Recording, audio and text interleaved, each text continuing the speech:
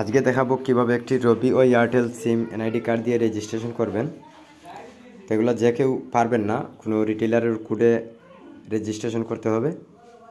তো মূলত রেজিস্ট্রেশন করার জন্য আমাদের দুইটা অ্যাপসের দরকার, একটা হচ্ছে টিক্যাপ স্ক্যানার সাপোর্ট করার জন্য, আর একটা হচ্ছে রেডন। ওই রেডন অ্যাপস দিয়ে আমরা তথ্যগুলো ফিল আপ করে রেজিস্ট্রেশন করব।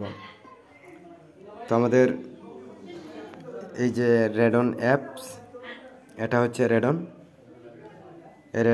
অ্যাপসে ক্লিক করলাম। ক্লিক করার পর এরকম একটা ইন্টারফেস চলে আসবে।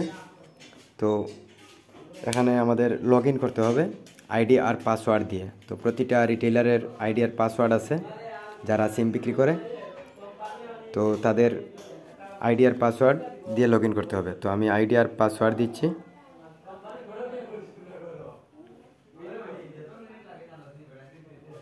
তো আইডি আর পাসওয়ার্ড দিয়ে লগ ইনে ক্লিক করলাম। লগ ইনে ক্লিক করার পর এরকম একটা ইন্টারফেস চলে আসবে। তো এখানে আমাদের কাজ হচ্ছে ওই নতুন প্রিপেইডে ক্লিক করা।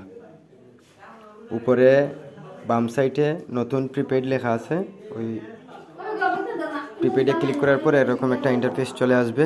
এখানে দেখতে পাচ্ছি মোবাইল নাম্বার, আইডি, জন্ম তারিখ। তো মোবাইল নাম্বারের জায়গায় কাস্টমার যে নাম্বারটা নিবে ওই নাম্বারটা দিতে হবে। তারপর আইডি নাম্বারের জায়গায় কাস্টমারের এনআইডি নাম্বারটা দিতে হবে। জন্ম তারিখের জায়গায় কাস্টমারের এনআইডি কার্ড অনুযায়ী জন্ম তারিখটা দিতে হবে।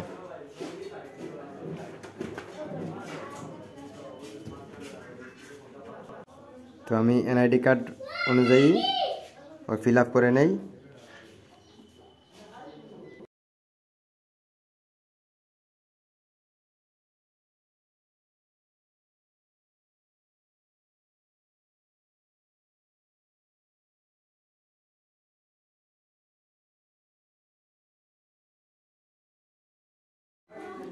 ফিল আপ করে ফেললাম। তারপর ওই নিচে এরো চিহ্নতে ক্লিক করলাম। ক্লিক করার পর এরকম একটা ইন্টারফেস চলে আসলো।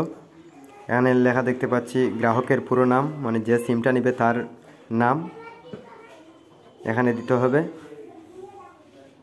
তারপর নিচে আছে পোস্টকোডের জায়গায় পোস্ট অফিস কোডটা বসিয়ে দিতে হবে। তারপর আছে বর্তমান ঠিকানার জায়গায় ঠিকানাটা বসিয়ে দিতে হবে। তো আমি ফিল আপ করে নেই।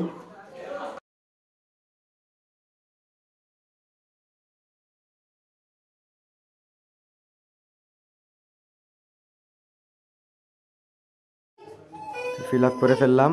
তারপর নিচে দেখতে পাচ্ছেন পরবর্তী লেখা আছে।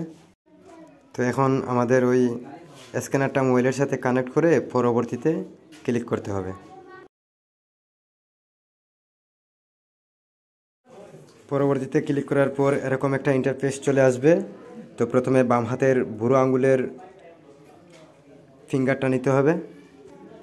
তারপর বাম হাতের সাদা আঙুলের ফিঙ্গারটা নিতে হবে। তারপর ডান হাতের বুড়ো আঙুলের ফিঙ্গারটা নিতে হবে।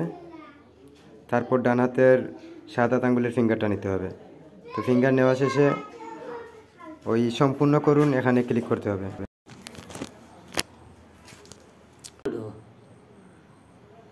তো আলহামদুলিল্লাহ সিমটা রেজিস্ট্রেশন হয়ে গেছে।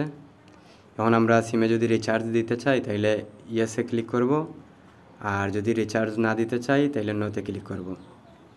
তো আমরা রিচার্জ যেহেতু দেব তাইলে ইয়েসে ক্লিক করলাম।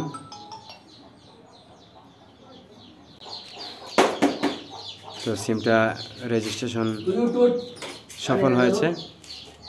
এভাবে আমরা রবি ও এয়ারটেল সিম রেজিস্ট্রেশন করতে পারবো।